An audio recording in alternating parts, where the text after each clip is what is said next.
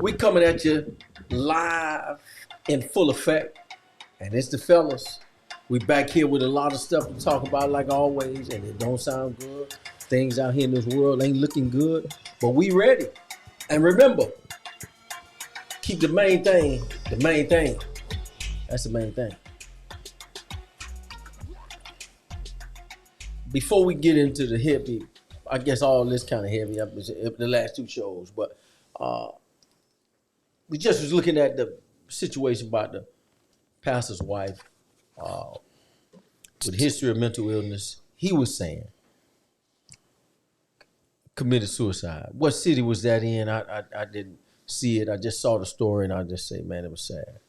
But what you think about what's going on with suicide? You know, we had mental illness awareness month a while back. And mental illness is serious, man. And I guess we never addressed it for sure in our community till, now. We hear a lot about it in our community now, but when we were young, it was all right to have that uncle that was digging in his nose and pulling his pants down at the picnic and boo-booing in the grass. We say, no, don't worry about that now. Your uncle, don't go over there. Your uncle over there, now he crazy. We just overlooked everything like that and said, hey, that's just how everybody's family is. Well, everybody ain't had no uncle that boo-boo in the grass, man.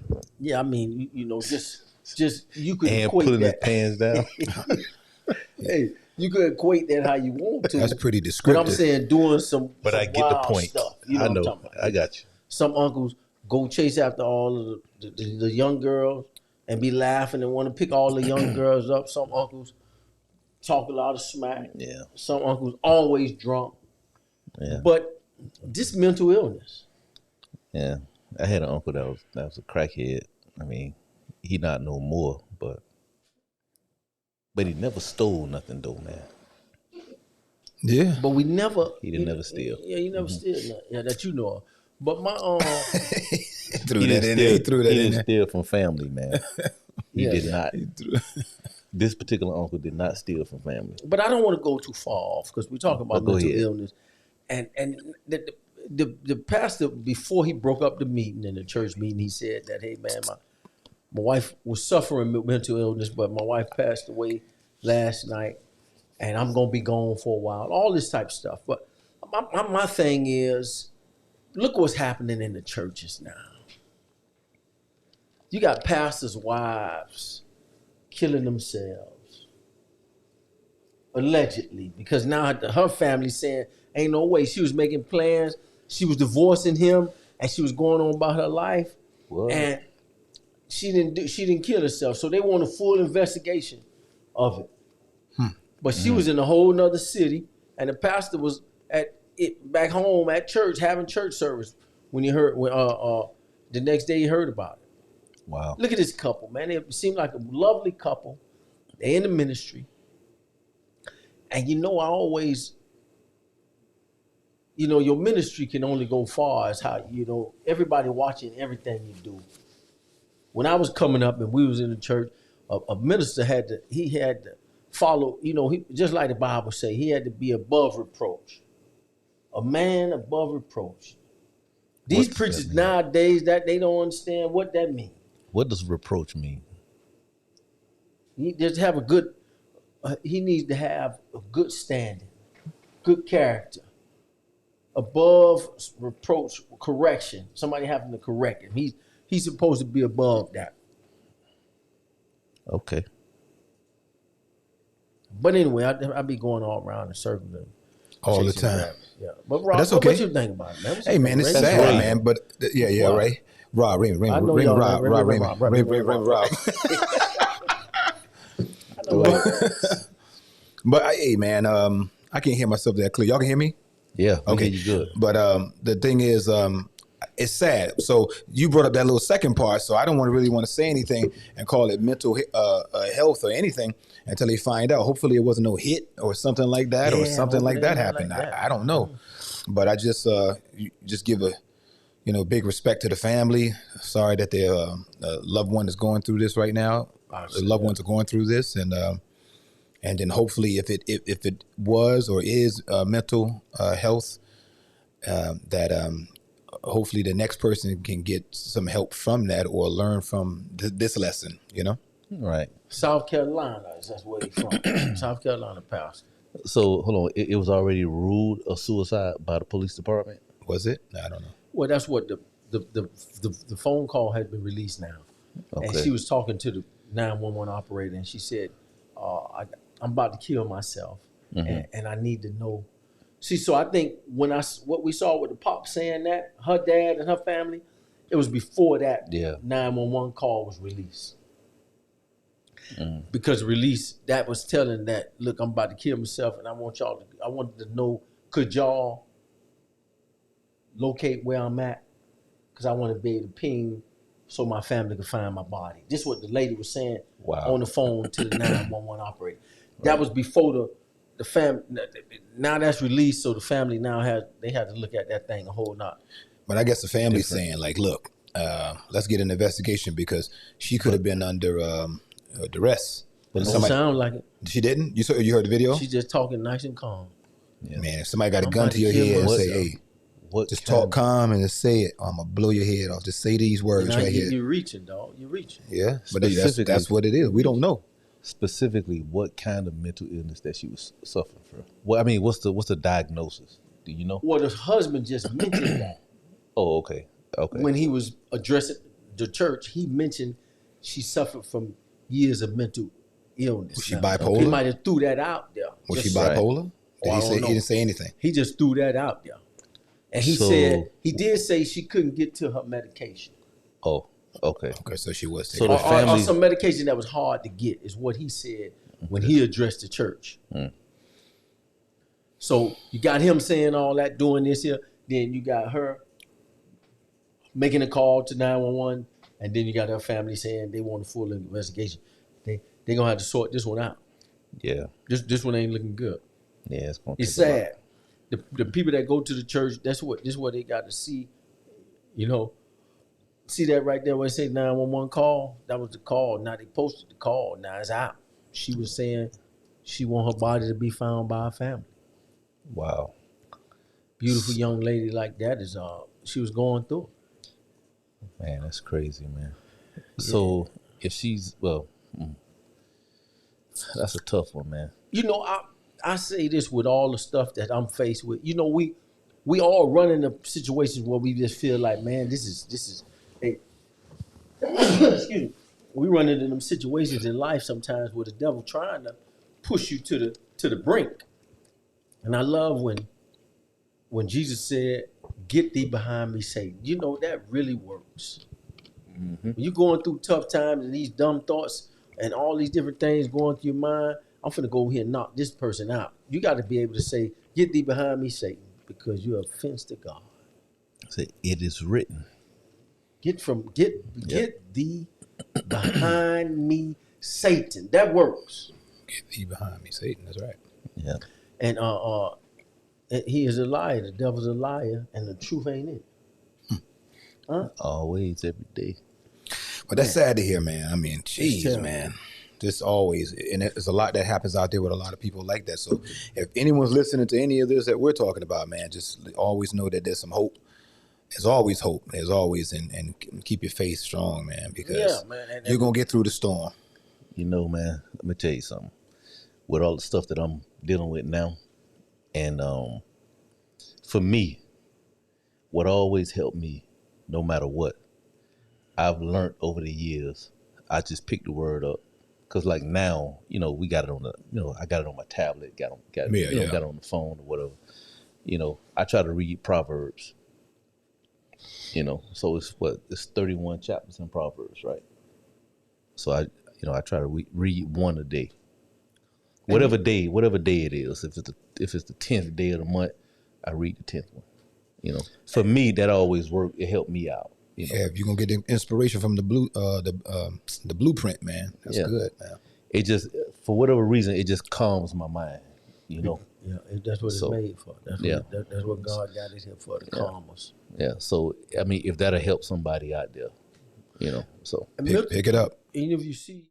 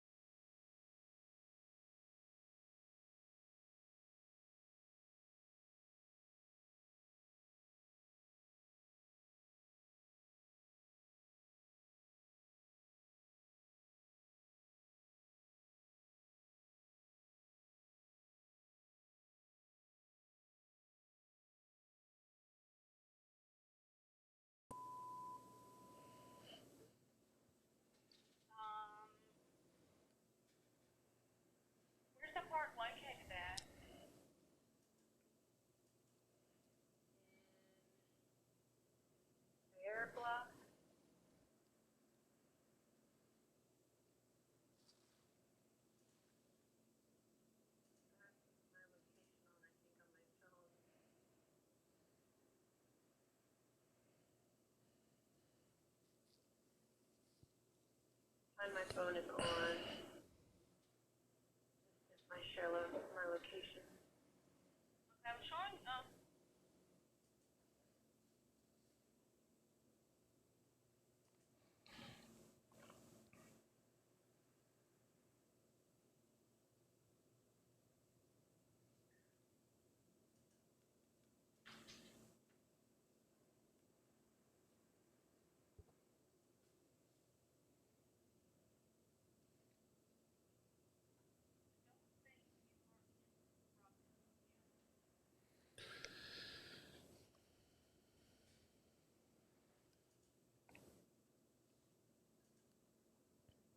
Yeah, the Lumber River State Park. Yeah, that's where I am.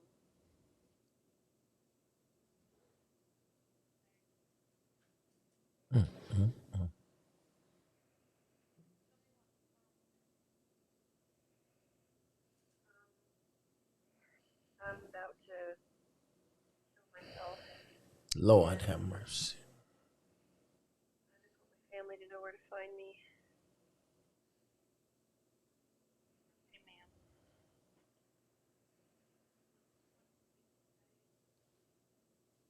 Let me make sure I got the exact location where you're at, okay? Just 1 minute.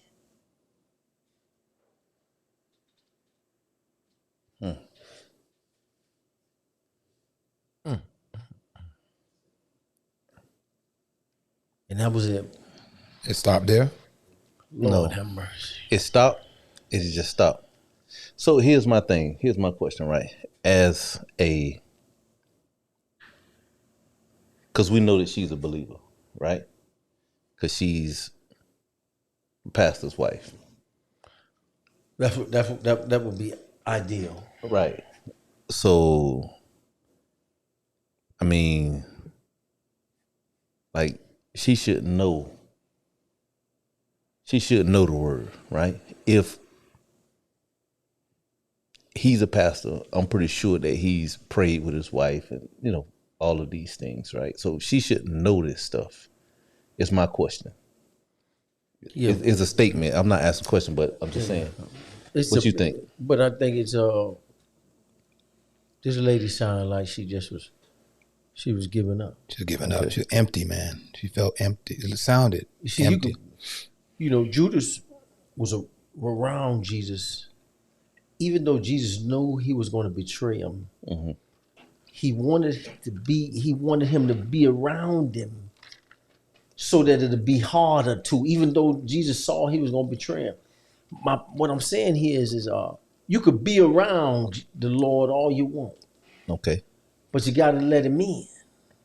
And sometimes people struggle with just that surrendering to him so that he can move and transform your life and give you that joy that never goes away and that gets you through all the tough times. I wish I was able to, sometimes if you're faced with a situation where somebody tell you that, one of my friends told me she was going through something and she said, I'm about to put this 45 in my mouth. I said, wait a minute. We got to back up here a little bit. Lord have mercy, the devil's a liar. You got to start saying the name. You got to call on that power from on high. But the lady that was at the call, she stayed calm. Yeah, I was going to say that. That's the one thing about the 911 operator. I respect to her for being calm as she was. She stayed calm. However, that's the difference between a negotiator, like a hostage negotiator. They got an extra set of skills, because what I saw in that moment, the thing that was more important for that young lady is that she wanted her family to know where she was. And when she was trying to figure out at that moment, I felt there was an opening when she said, okay, wait a minute, I'm still trying to figure out your location. And that's when she should have had 911 or somebody, police in the area, headed to that location where she was while she was trying to stall it a little bit. Now, I'm not trying to tell the 911 operator how to do their job. She probably already hit a button. She probably did hit a button, but when she mentioned that, look, I want to do that to myself, and then that maybe that button should have been pressed, maybe it was, and that's when Somebody should have been over there quick, and she should have been stalling her because she said, "Listen, listen." Or she could have started saying, And "Look, ma'am, I love you. Yeah, that your too. family love you." You know, start saying Yeah. stuff to her. You know, try to slow her down, let her think Yeah. some more. Yeah. Because she was in that car and she was probably thinking to herself, you know, this is the best thing for the dude. Let me just and the call ended. But I just say, man, you know, if it's that would be a terrible thing to be faced with somebody tell you that. Well, 911 operators do it all the time, man. And so shout out to them, man, to have to deal with that kind of pressure and mentally go back home and her to know what happened and still have to handle that. Yeah. The second thing is, you remember, just to your point, what you were saying, remember the guy who he killed a police officer and escaped, and then he was running, and then he found his way into this lady's house, apartment, and they thought he was gonna try to kill her or something like that, but she prayed with him. She prayed with him and fed him, and then he didn't do nothing to her, and let her go.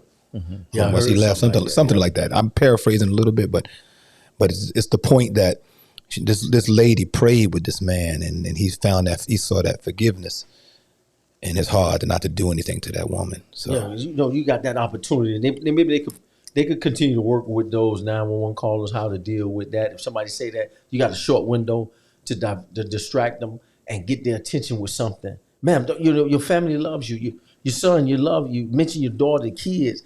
The kids meant that much to her for her to say they want her family to see her body. So they could continue to work on. she didn't want to be training. lost See anywhere. that stat right there? What's that? What's that? That stat on the screen. Call A recent survey of 911 call centers found most were understaffed.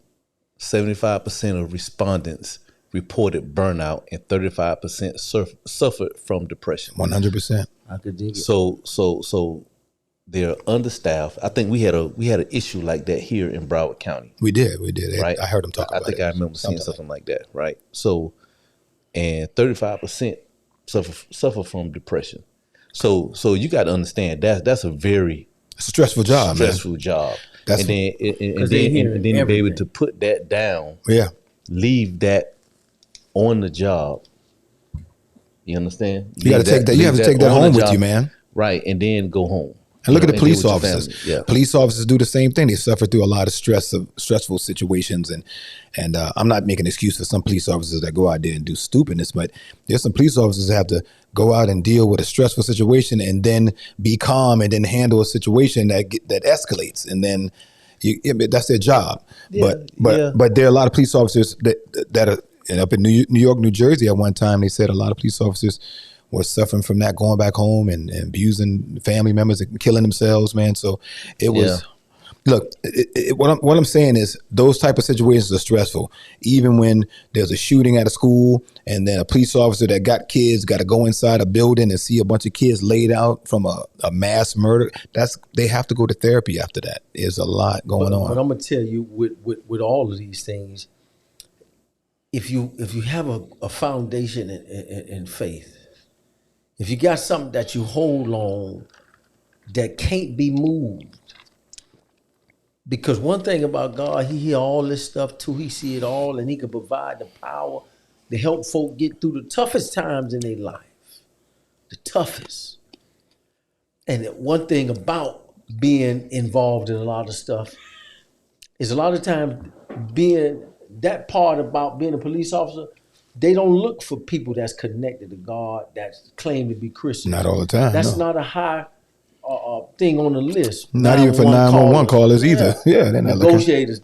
You know, these people suffer a lot, but I just say that God helps with leveling out with so much desensitizing of deaths and murders. We see so much on TV. We see so much that you could easily become desensitized. But I always ask God to give me pity